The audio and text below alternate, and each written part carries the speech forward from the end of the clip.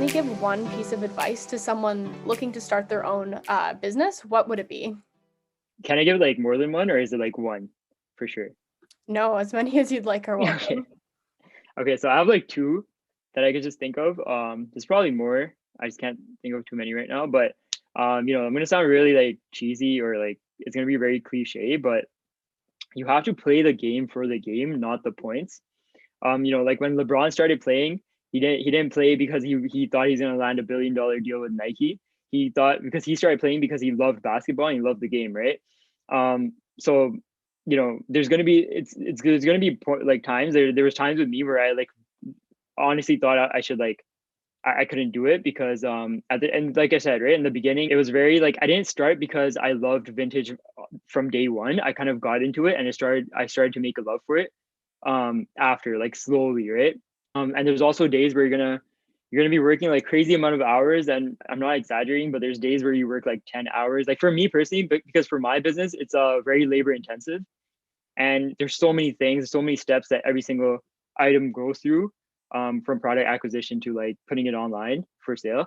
So there's 10-hour work days constantly for the week. Like this past summer, I was working on like so many things at once, so many projects that it was like 10-hour days every day. And that's the point where it really breaks the person, and it's like, I can't really can I really do this? That's where the passion thing really comes in. You have to really play the game for the game, not the points. You should definitely get your hands wet in every aspect of the business. So the reason I say this is you don't have to be an expert in everything. Like I don't expect you to be if you're working for me, or sorry, for myself, I didn't expect myself to be like the best person on Photoshop, right? Or the best person for animations or whatever it was. But I definitely like dabbled, I kind of like tested everything out, because it really helps you, first of all, really gain an appreciation for it. Like there's a lot of things that people do, and you're just like, oh, like this is not too tough, but until you really do it and you're like, wow, this actually takes a while to really learn. So then you gain an appreciation for it. Even for inventory management, for finance, I'm not even a finance student, but really learning like everything about Excel and everything like that was a learning experience and a learning curve. So I definitely gained an appreciation for it. Like right now, I don't handle my ads and stuff anymore.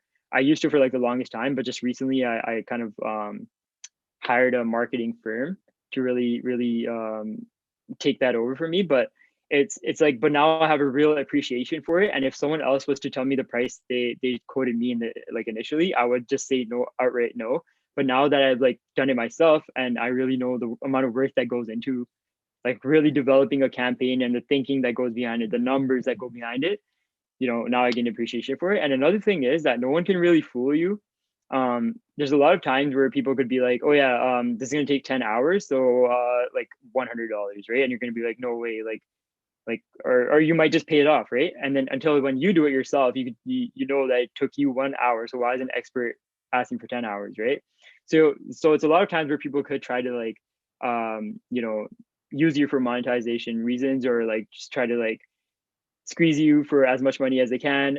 So it's really important to dabble into every aspect of your business. And then it also helps in like training the employees. Like the reason I'm still taking pitches to this day is because I'm really trying to understand the most efficient way to take it and the best way to do it with lighting and everything like that. So like when I do hire an employee, training is like seamless. So like I don't have to worry about really figuring something out, or like how do I teach someone something that I've never experienced myself.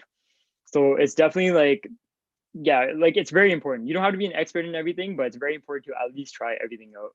So that's definitely another piece of advice I would give. Yeah, definitely. I think that we learn our most crucial lessons through firsthand experience and also through participation. So I think that's a really great advice and a good reminder for us all too. Hey, did you like this video? If so, click the subscribe button down below. And make sure you click the notification bell to get updates each time we post. And remember, you can listen to the entire episode on 8 different platforms, including Spotify and Apple Podcasts. Check out the links down below. Bye. Bye.